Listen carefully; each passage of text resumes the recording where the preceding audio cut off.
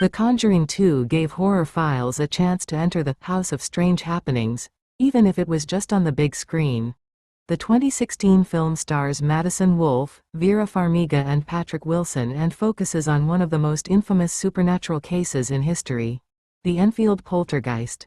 The story of a young girl thought to be possessed by a demon inside her London home mystified a nation, later inspiring The Conjuring 2, multiple series and a stage play starring Catherine Tate, The Enfield Haunting. The case involved strange voices, levitation, flying objects, furniture moving through the air, cold breezes and more, and while some called it a hoax, plenty of others are convinced it's one of the most compelling supernatural cases ever documented. So what really happened during the case of the Enfield poltergeist? Here's an inside look at the real story that inspired The Conjuring 2.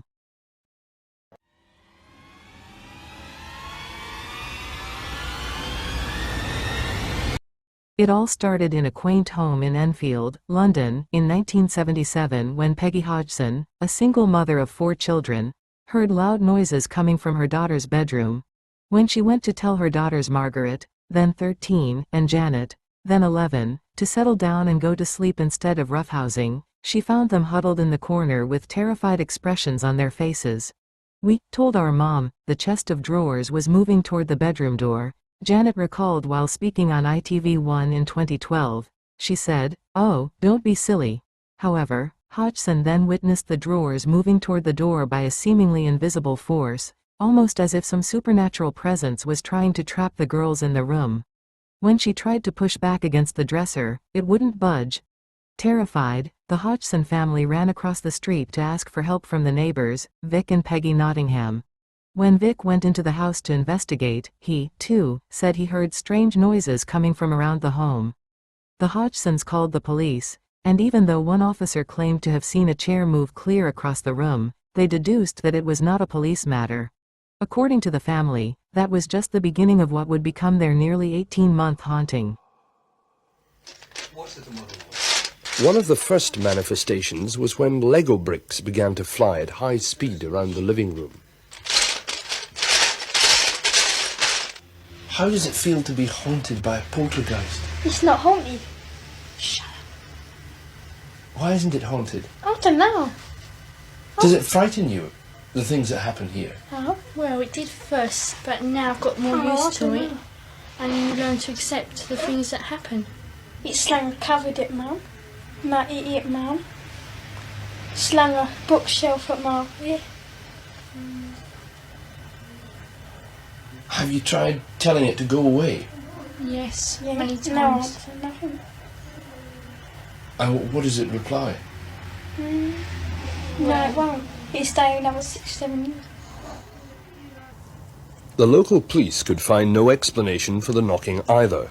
They were even more baffled when 2 of their beat constables reported seeing an armchair levitate across the Hodgsons' living room.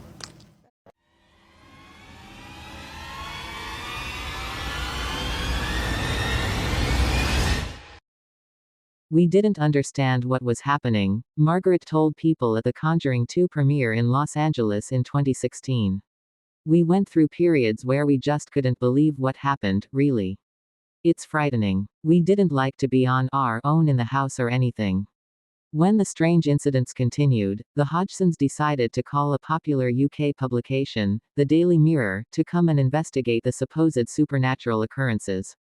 However, when the reporter arrived, the house sat silent for hours. It wasn't you. Until the reporter was about to leave that something happened. The photographer came back, and a Lego brick hit him above the eye. He still had the mark a few days later. And then Maurice Grosse came in on the case, Janet said, per the Telegraph. The Daily Mirror called the Society for Psychical Research (SPR), who sent Grosse to investigate the case. During his stay at the house, Grosse has said he witnessed more than 2,000 incidents of supernatural activity. Furniture turning over, cups filled with water, fires igniting, voices, levitation, Janet recalled to ITV1. "The most frightening encounter was when a curtain wrapped itself around my neck next to my bed. It was during his time in the house that the supposed poltergeist started speaking through Janet."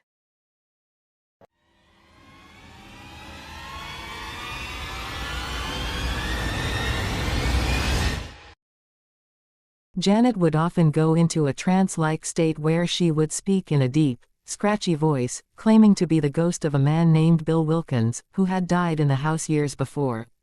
It was later proven that a man by that name was once a resident of the home and did die of a hemorrhage while sitting in the living room. Janet claimed the ghost would talk through her for hours at a time.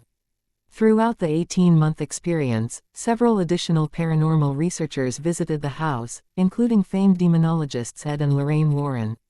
Though the 2016 film takes liberties with time and the extent to which the Warrens were involved with the case, they publicly stated they were convinced that the supernatural was responsible for the strange happenings inside the house. Those who deal with the supernatural day in and day out know the phenomena are there, there's no doubt about it, Ed said, according to All That's Interesting.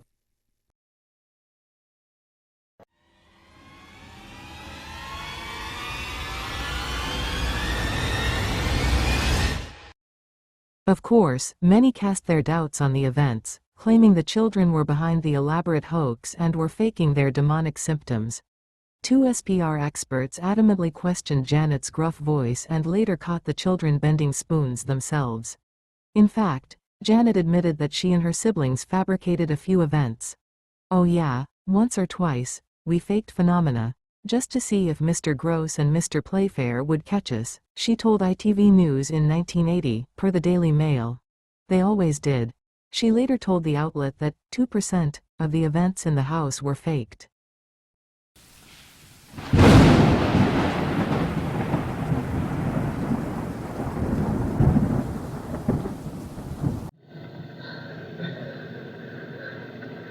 Tell me about the beginning, the first night that you had. What was your brother doing? Fooling about.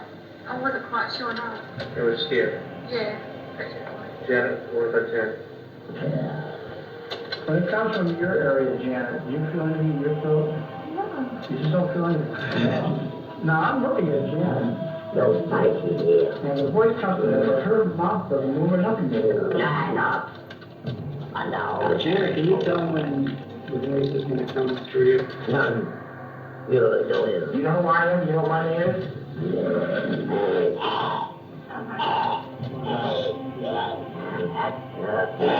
Were you a Christian?